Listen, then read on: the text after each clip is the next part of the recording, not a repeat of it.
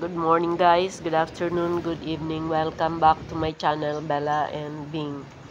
For today's video guys is magtutor tayo sa isang resort sa Bolinao, Pangasinan. Ito guys, yung sea view. Ayan guys yung entrance. Pagka Pasok tayo guys. pasok Ito mo, yung makikita mo na entrance. agad yung dagat. Ito yung mga accommodation dito sa left side ko is yung parang apartment type siya. Building nila. Tapos sa taas meron siyang parang event center din. Yun. Dalawang palapag siya. Then ito yung parking area. Tapos meron din siyang parking area dito sa sa right side yan.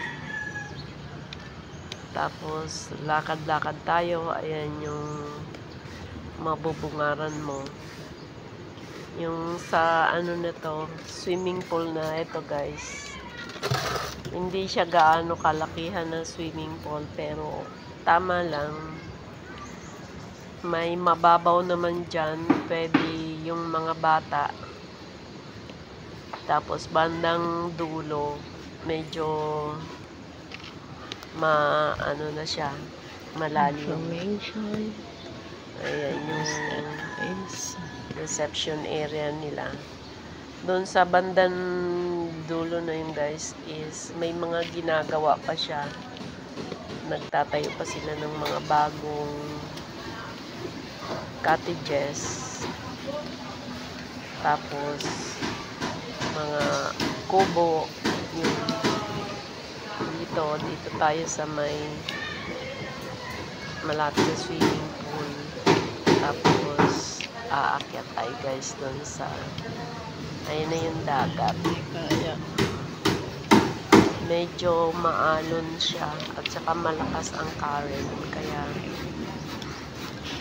hindi masyado lumalayo yung mga guest, yung mga bata hindi nila masyado Kaya tayo guys. dun sa dagat. Dito lang sa swimming pool. Akyat tayo guys dito sa may parang event center na rin kasi yung may mga lamesa, may mga upuan, so wala naman siyang dingding. Lang talaga siya, yung maluwag lang talaga siya na area. Maganda rin dito guys kasi kita mo rin yung dagat. Maganda ang view. Pwede kayo dito. Maganda rin magpaanin dito. Sorry. Ayan. Tanong mo yung mga naliligo sa kabila sa swimming Dito tayo pool. nang galing kanina. May dragon fruit sila. Darating, tanaw mo rin siya. May talisay. Kasi May puno. second floor siya. Ayan, ikot tayo dito. Maganda rito mag-chill kung gusto mo na mag-isa. Or makipagkwentuhan sa The mga view. kasama. Pero prefer ng doon sa baba. Kaya nagbaba niya. Ayan, may mga puno ng nyog. Then ayan ang dagat. Ang linaw ng tubig guys. Para siyang crystal clear talaga ang tubig. Tapos yung mga yung buhangin is yellowish din siya. May mga durog din siya na coral. Tapos yung makikita mo guys yan, yung bahura yung green na yan. Meron medyo mataas. Ayan, dyan lang naliligo ang mga tao kasi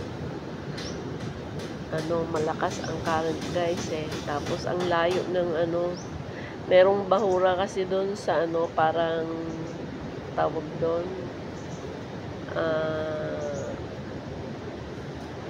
yung sandbar. I mean, pagka low tide, may sandbar doon. Yun, doon lang, hanggang doon lang yung malalaking alon. Pag medyo mataas na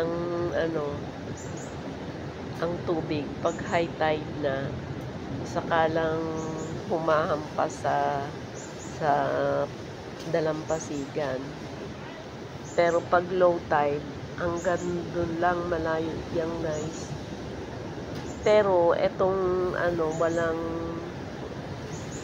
walang alon, mababaw lang siya guys. Pero malakas ang current. Yun lang yung niya, malakas ang current. Kaya hindi ka pwedeng basta-basta maligo ng mag-isa. Pero hindi naman siya masyado yung mga bata lang hindi pwedeng mag-isa. Ayan. Pwede lang dyan magtayo. Ang babaw kasi niyan guys eh. Hindi nga mababasa ang short mo eh pagka naglakad ka dyan sa lugar na yan. Kasi meron siyang bahura yan oh. Meron siyang mga dyan, merong doon yung seagrass. Yan, yung maitim na yan guys, seagrass yan eh. Ayan, tingnan nyo nga ako. Andyan lang. Lalangoy na lang Taiwan. Hanggang dyan lang yung yung tubig. Ayan yan. Yan ang tinatawag na seagrass guys. So, mababaw lang siya. Pero grabe ang linaw ng tubig. Maganda siya. Tapos dyan sa lugar na yan, meron ng mga isda. May mga nanguhuli ng isda dyan. Kaya ang ganda ng ng lugar. Tsaka ang linis ng tubig. Ito guys is umaga. Sunrise yan dyan sa lugar na yan. Sa right side. Tapos, pag ka na dito sa left side, ay ang makikita mo ay yung moon. Yung buwan yan guys. O, tingnan nyo. Buwan yan. Tapos dito sa kabila, ang sisikat naman yan ay araw. So, parang nagpapanagpo yung buwan at saka araw. Ito is hapon na yan. Sunset na. Kaya, medyo nakakasilaw yung yung nakasilaw yung araw. Ito naman ay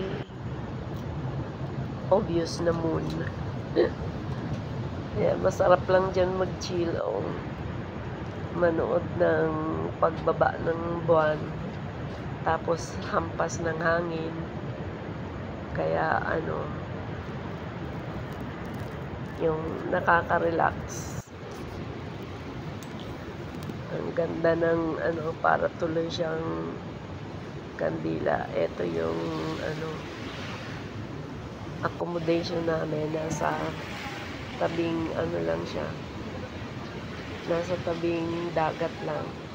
Ito ang itsura ng buong resort pagkagabi.